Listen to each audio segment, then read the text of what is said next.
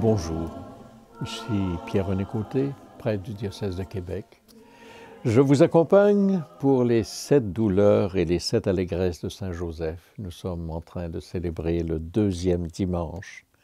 Joseph assiste à la naissance de Jésus. Vous avez entendu comme thème d'introduction un chant amérindien, un chant qui vient du père Jean de Brébeuf, Jesus a Tonia. C'est chanté à Wendat, c'est le Noël des Hurons, comme on dit traditionnellement. Il est chanté par une chorale d'Ottawa, la chorale des Stairwell Carolers, et vous pourrez trouver sur Internet facilement ce chant-là. Le souci, la douleur du père qui doit prendre soin d'une épouse enceinte sur le point d'accoucher et qui ne trouve pas d'hospitalité convenable dans la ville de Bethléem. Il n'y a pas de place pour eux dans la salle commune, évidemment avec l'affluence de tous les descendants de David qui viennent se faire enregistrer à Bethléem. On peut comprendre qu'il y a une très grande affluence et il n'y a pas de place à l'hôtellerie. Beaucoup de gens doivent coucher à l'extérieur. On est en Palestine, je vous rappelle, on n'est pas à Québec, hein, on n'est pas au froid d'ici, puis probablement aussi qu'on n'est pas en pleine nuit d'hiver non plus. Alors, on a fixé la date de Noël, le 25 décembre, mais c'est relativement récent. Et c'est une donnée théologique. C'est parce que le Christ est lumière du monde qu'on a fait transformer une fête païenne en fête de la lumière. Le soleil invaincu, parce qu'il commence à remonter, devient la fête de la naissance du Christ, lumière du monde. C'est une adaptation d'une fête païenne. Mais nous célébrons quand même l'incarnation du Christ. Ce n'est pas simplement le plaisir de faire une fête pour faire une fête. Nous célébrons, nous fêtons l'incarnation du Fils éternel de Dieu. Je vous donne la traduction du Jesus a Tonia que vous venez d'entendre et que vous réentendrez tout à l'heure aussi. Chrétiens, prenez courage, Jésus Sauveur est né. Du malin, les ouvrages à jamais sont ruinés. Quand il chante merveille à ses troublants appâts, ne prêtez plus l'oreille, Jésus est né, in excelsis gloria. Prions Saint Joseph, modèle de père pour aujourd'hui. Joseph, Saint Joseph, tu avais assumé le rôle d'époux de Marie et de père pour l'enfant que Marie avait conçu. Tu as assumé ta charge avec toutes les joies et les inconvénients que cette vocation pouvait apporter. Le recensement qui implique un voyage pénible pour une femme enceinte, l'hébergement dans un village trop petit pour loger l'affluence d'une grande descendance de David. Cette fête, Joseph, cette naissance nous rappelle l'amour invincible de Dieu. Et comme nous le chantons dans une préface, nous le disons du Père, ton amour pour le monde est si grand que tu nous as envoyé un Sauveur. Tu l'as voulu semblable aux hommes en toutes choses, à l'exception du péché. Et vous savez ma réserve, mais encore, il connaît nos épreuves et nos tentations, excepté le péché parce qu'il n'a pas voulu pécher dans des situations où il aurait pu pécher. Il a choisi Dieu, il a choisi la volonté de Dieu. Tu l'as voulu semblable aux hommes en toutes choses à l'exception du péché, afin d'aimer en nous ce que tu aimais en lui. Nous avions rompu ton alliance, nous la retrouvons dans l'obéissance de ton Fils. Voilà ce que dit la prière, la préface. L'incarnation du Fils éternel de Dieu dans le sein de la Vierge Marie n'a été connue qu'après la mort et la résurrection de Jésus. Pendant la vie publique de Jésus, personne ne savait ça. Personne ne connaissait l'Annonciation. Personne ne connaissait le mariage mystique, en quelque sorte, de Joseph et de Marie. Personne ne connaissait ça. Il était connu même par les ennemis. Jésus était connu comme le fils à Joseph. On connaît ses parents et sa mère. On connaît son père et sa mère. C'était connu. C'est le gars à Joe. Charpentier, fils de charpentier. Pendant la vie publique, rien sur la conception de Jésus, son enfance, rien du tout. C'est lorsqu'il est prophète, lorsqu'il parcourt le pays, la Galilée, la Judée, la vallée du Jourdain, les abords du lac de Tibériade, c'est lorsque Jésus devient un prophète que là on commence à le connaître. Et on le connaît comme quelqu'un qui dérange même et surtout les autorités religieuses du peuple, qui dérange les gens du Sanhédrin. C'est leur fonction de s'assurer la protection de l'orthodoxie du judaïsme. Alors, quand il arrive un prédicateur qui sort de nulle part, c'est normal que ces gens-là s'inquiètent. C'est normal qu'ils envoient des inspecteurs. Nous sommes portés à dire des espions. C'est normal qu'ils envoient des gens qui vont piéger d'une certaine façon Jésus. Ils le mettent à l'épreuve. C'est un peu normal pour savoir de quel bois il se chauffe, d'où il vient, qu'est-ce qu'il fait, qu'est-ce qu'il veut, qu'est-ce qu'il dit. Et si Jésus, dans sa manière de parler, a l'air de contester les saintes autorités du saint peuple de Dieu, a l'air de contester les autorités du temple, on peut comprendre que ça dérange. Et vous savez comment ça va finir. Ce Jésus, les saintes autorités du saint peuple de Dieu vont l'excommunier. Et ils vont le livrer à Pilate pour qu'il l'exécute, puisqu'ils ne peuvent pas, sous la domination des Romains, faire d'exécution capitale. Alors ils le confient aux Romains. C'est les Romains qui peuvent le faire. Et ils vont le faire uniquement s'il y a une raison politique pour le faire. Alors on propose à Pilate une raison politique. Il se fait roi des Juifs. Il s'oppose à César. Toi qui veux être un ami de César, tu travailles au nom de César. Alors, au nom du roi de César, d'être le roi du pays, un imposteur, il faut que tu l'élimines. Alors, on fait pression sur Pilate, qui trouve en Jésus aucun motif de condamnation. Il va céder à leur pression et il va leur livrer pour qu'ils l'exécutent. Il va le livrer au bourreau. Cette incarnation de Jésus, dans cette condition humaine, aboutit à un désastre. La crucifixion de Jésus, sa condamnation, toute injuste qu'elle soit, mais c'est un désastre. Et les apôtres, les disciples, vivent un désastre. Les disciples d'Emmaüs en sont témoins. Les femmes qui vont honorer le corps de Jésus le matin de Pâques aussi, c'est un désastre pour eux. Ce Jésus en qui on avait eu foi en pensant qu'il serait le sauveur d'Israël, ben voilà que nos saintes autorités du saint peuple de Dieu l'ont excommunié, livré aux Romains pour qu'ils le tuent, et on l'a tué cruellement. On a enseveli son cadavre. Il est vraiment mort. C'est un désastre.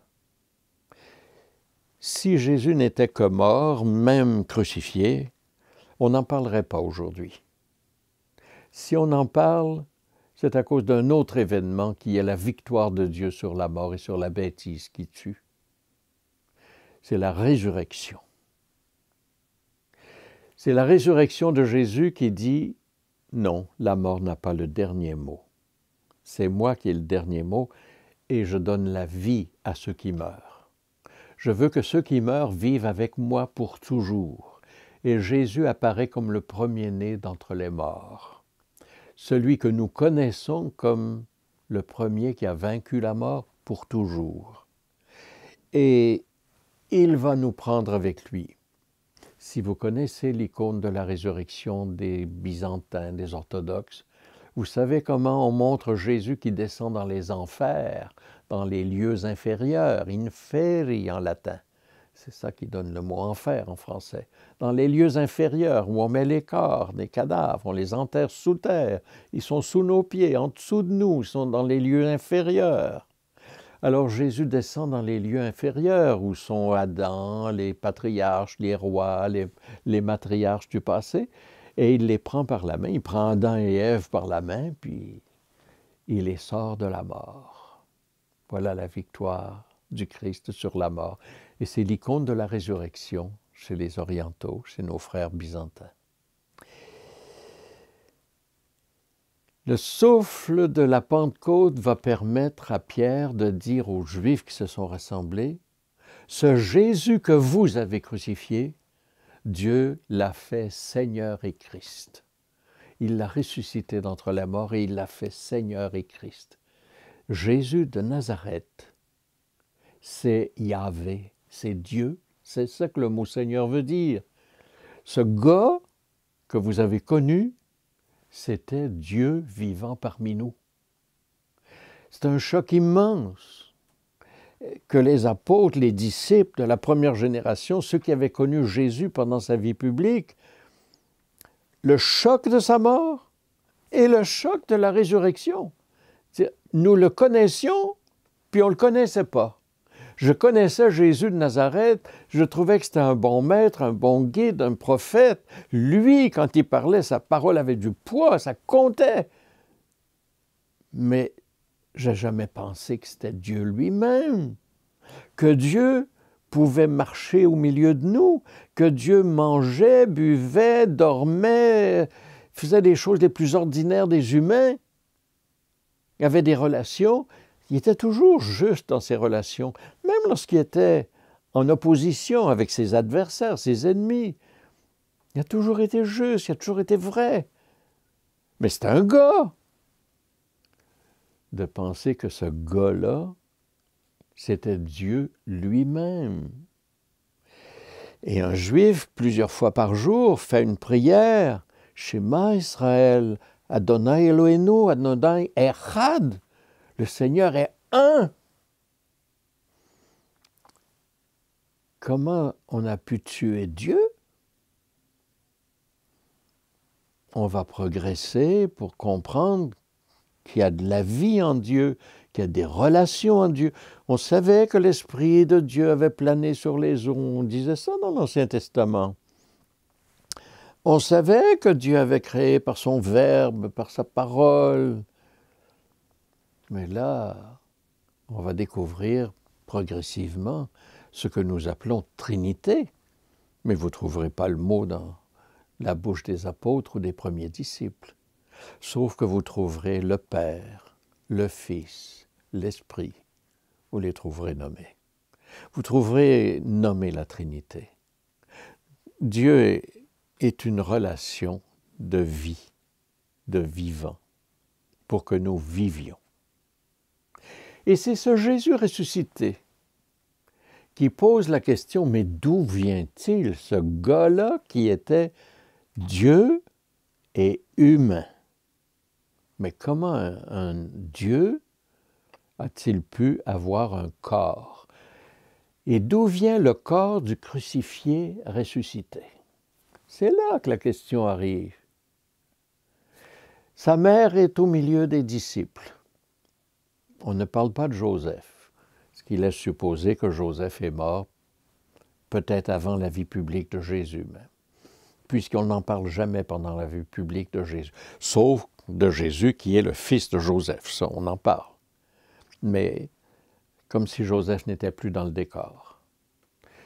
L'hypothèse, c'est que Joseph est mort entouré de Marie et de Jésus avant la vie publique de Jésus. Et ça fait de Joseph le patron de la bonne mort. On reviendra sur ce point-là. Revenons aujourd'hui sur la naissance à Bethléem. Le berger, je vous ai dit ça à la première rencontre, il naît berger du peuple de Dieu parmi les bergers, dans un abri de berger. Et on met Jésus dans la mangeoire. Un autre mot qui nous met sur une autre piste. Si vous connaissez l'évangile de Jean, vous savez à quel point Jésus a dit « Mon corps est vraiment une nourriture, mon sang est vraiment une boisson. Qui mange ma chair et boit mon sang a la vie éternelle. » Manger et boire mon corps et mon sang, Jésus se donne en nourriture. Le bébé Jésus est déposé dans une mangeoire, la mangeoire qui sert à nourrir les brebis, à nourrir le troupeau. Ah. Alors, ce n'est pas banal que Saint Luc se donne la peine de nous raconter cet épisode de la naissance de Jésus à Bethléem, dans des circonstances semblables. Et Joseph assiste à ça. Dieu a fait Seigneur et Christ ce Jésus qu'on a crucifié, et nous apprenons après la mort et la résurrection de Jésus que Marie a dû consentir à mettre au monde son Créateur et son Rédempteur. Eh oui. C'était le désir de Dieu. Et Marie a répondu à l'ange, « Qu'il me soit fait selon ta parole. » Et on a déjà vu à la première rencontre que Joseph a dû accepter d'être l'époux de Marie, et donc le père de l'enfant. Et il a dû consentir à ça, pas parce que ça lui plaisait, parce que c'était le désir de Dieu. Et lui aussi a dû consentir à ce qu'il avait appris en songe. En songe, dans l'Ancien Testament déjà, Joseph, le premier Joseph, le patriarche Joseph, le dernier de la famille, le dernier dont les frères aînés se moquaient là, parce qu'il était le chouchou de papa. Rappelez-vous ce Joseph-là. Les frères jaloux avaient fini par le vendre comme esclave à une caravane. Et c'est ce frère rendu en Égypte qui va réussir à devenir l'esclave même de la femme du Pharaon, puis entrer dans le pouvoir, puis l'interprète des songes, l'homme aux songes, qu'on va dire de ce Joseph de l'Ancien Testament, en Égypte. On reviendra sur ça, parce que dans les rencontres que nous aurons, on parlera de la fuite en Égypte et du retour d'Égypte. Mais l'homme au songe, le Joseph, le premier Joseph, le patriarche, c'est lui qui va nous faire sortir, qui va nous introduire, qui va nous faire sortir de la famine en nous accueillant en Égypte, parce qu'il y a une sécheresse, le troupeau ne peut plus vivre. Alors Joseph va nous accueillir en Égypte. Ça va permettre de réaliser une partie de la promesse double d'Abraham. Qu'est-ce que Dieu avait promis à Abraham? « Je ferai de toi un grand peuple et je te donnerai un pays. » Joseph qui nous accueille dans la vallée du Nil nous permet de nous installer. On est confortable. On va vivre 430 ans en Égypte, selon le mot de l'Exode. 430 ans où on n'a pas été esclave, attention, on est porté à penser Égypte égale esclavage. À la fin, quand arrive un pharaon qui n'est même pas nommé, que j'appelle crackpot. Il me semble que ça sonne égyptien de le nommer de même. Mais tant que crackpot n'est pas là, on vit bien en Égypte. On est sur d'excellentes terres.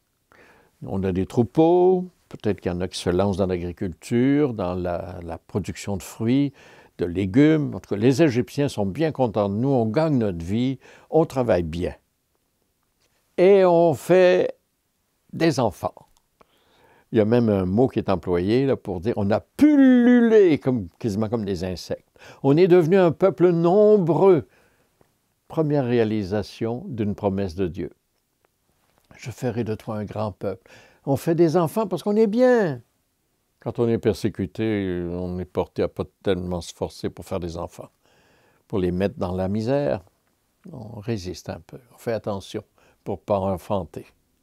Mais quand ça va bien, pas de problème, ça fait des bras, on est content de de devenir nombreux pour travailler ensemble. Joseph du Nouveau Testament va être aussi un homme au songe. Dieu parle par des songes. Et on songe en dormant? Ben oui. Mais on songe aussi en réfléchissant. Ça vous arrive pas de songer devant un beau paysage, pendant un temps de vacances, ou là, pendant la pandémie, vous êtes tout seul, tranquille, mais vous avez été prendre l'air et vous êtes devant un beau paysage. Vous avez décidé de monter sur une montagne, tout seul. Pas besoin de masque à ce moment-là. Et vous contemplez un paysage, je ne sais pas, de Charlevoix, des Appalaches. Puis vous trouvez ça beau. Puis vous pensez à la vie, vous pensez à vos épreuves. Vous songez. Puis des fois, des solutions vous arrivent. Je retourne à la maison, puis je vais appeler telle personne. Je vais régler tel problème. Je vais me réconcilier avec tel autre. Puis vous appelez la personne, puis à l'autre bout, la personne dit « Je ne sais pas qu'est-ce qui est arrivé, mais ce matin, j'ai pensé à toi. » Ah! Un petit déclic tout d'un coup. Là. Des songes. Encore aujourd'hui, Dieu nous parle par des songes. Surtout quand ça concerne la vérité, la justice, la paix, la réconciliation. Alors l'homme au songe va apprendre qu'il doit marier Marie, puis donner le nom de l'enfant. Pourquoi donner le nom de l'enfant? Parce qu'il lui donne aussi la dynastie de David. Par Joseph, Jésus sera fils de David. Prions Saint Joseph, modèle de père pour aujourd'hui. Joseph, Saint Joseph, tu étais un homme ajusté à la volonté et à la loi du Seigneur. Tu savais que l'enfant engendré en Marie venait de l'Esprit Saint, et tu as voulu renoncer à ton mariage avec elle pour ne pas être appelé Père de Jésus, alors qu'il venait de Dieu. Tu ne savais pas comment faire sans que Marie s'en trouve humiliée publiquement. Tu peux comprendre les hommes qui assument aujourd'hui la paternité d'enfants qui sont nés lors d'une union précédente ou lors d'une relation hors mariage qu'il aurait valu mieux éviter. Accorde la sérénité aux papas d'adoption.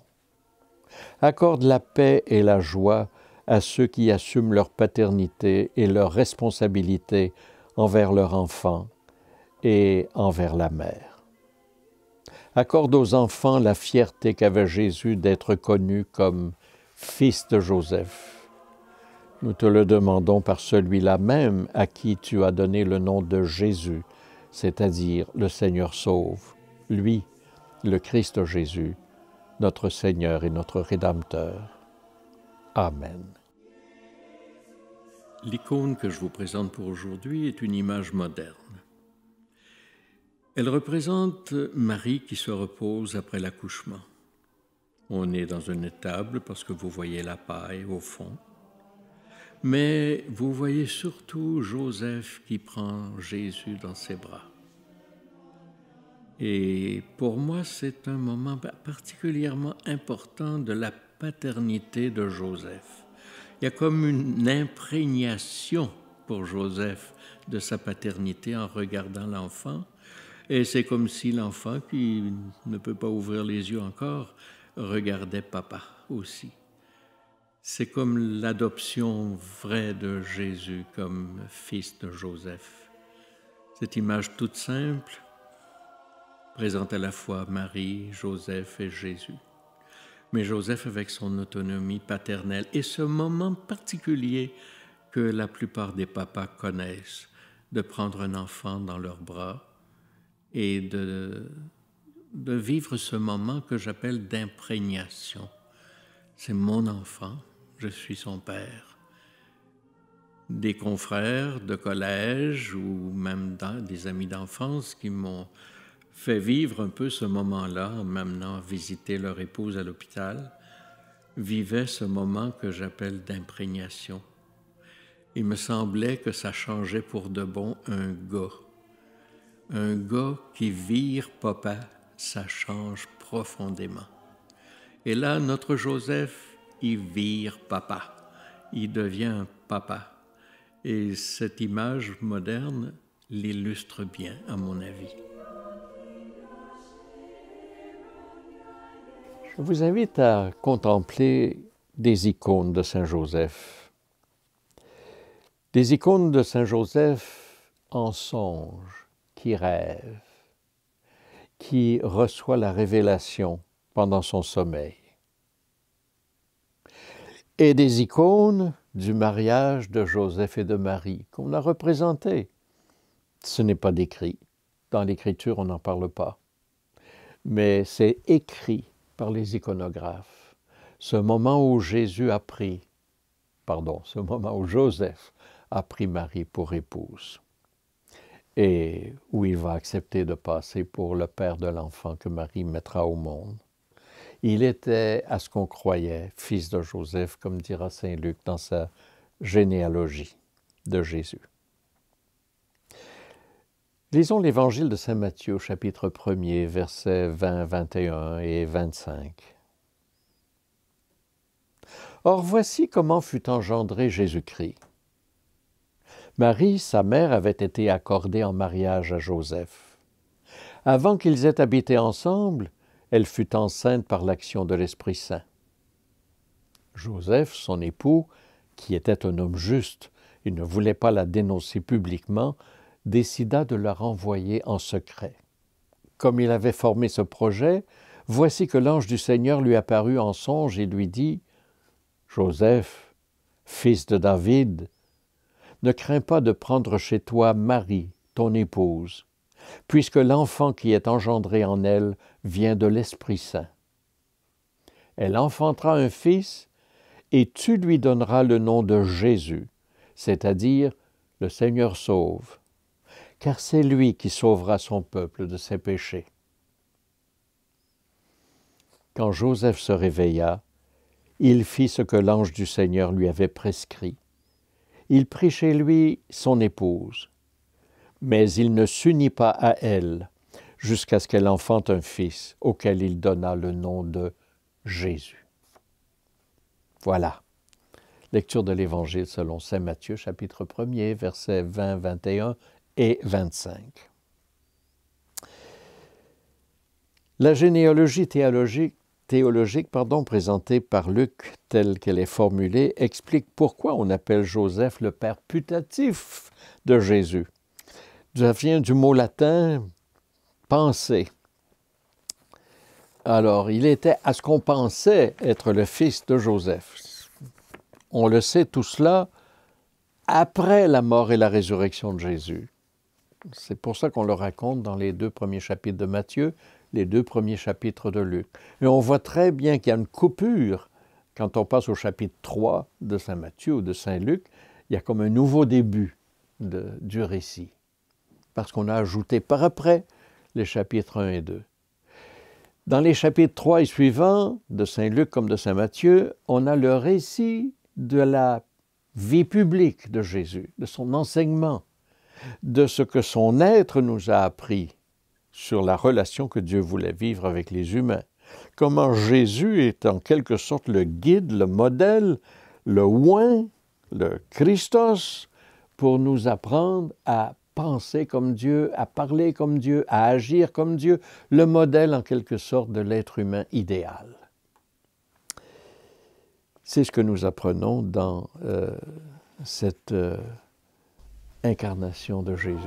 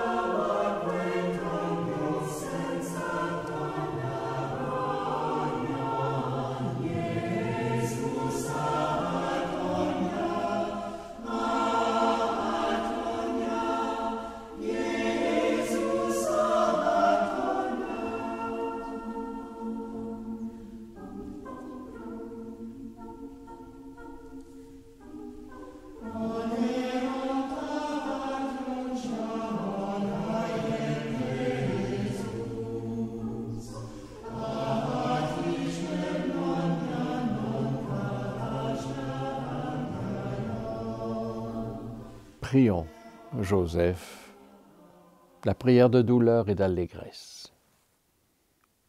Joseph, époux de Marie, Saint Joseph, autant furent terribles la douleur et l'angoisse de ton cœur lorsque tu croyais devoir te séparer de ta fiancée sans tache, autant fut vive l'allégresse que tu as éprouvée quand l'ange t'a révélé la participation et la mission que Dieu te confiait dans le mystère de l'incarnation.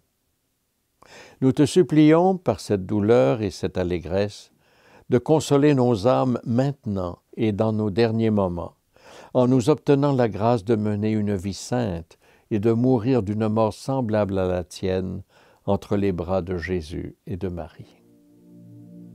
Notre Père qui es aux cieux, que ton nom soit sanctifié, que ton règne vienne, que ta volonté soit faite sur la terre comme au ciel. Donne-nous aujourd'hui notre pain de ce jour. Pardonne-nous nos offenses comme nous pardonnons aussi à ceux qui nous ont offensés.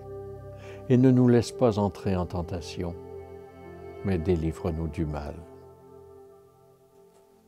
Souviens-toi, Joseph. Souviens-toi, Joseph, très chaste époux de la Vierge Marie, mon aimable protecteur, qu'on n'a jamais entendu dire qu'aucun de ceux qui ont invoqué ta protection et imploré ton secours soit resté sans consolation. Plein de confiance en ton pouvoir, je viens en ta présence et me recommande à toi avec ferveur. Ah, ne dédaigne pas mes prières, toi qui es appelé le Père du Rédempteur, mais écoute-les favorablement et daigne les exaucer. Amen. Je vous invite à prendre un moment intime de prière, un moment personnel, pour présenter par Joseph vos intentions de prière en ce moment.